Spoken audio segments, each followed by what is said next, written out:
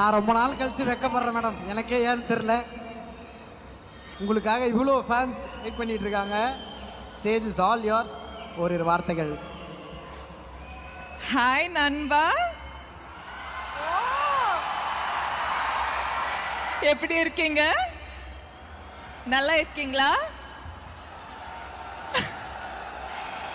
தமிழ்ல பேசணுமா தெலுங்குல பேசணுமா?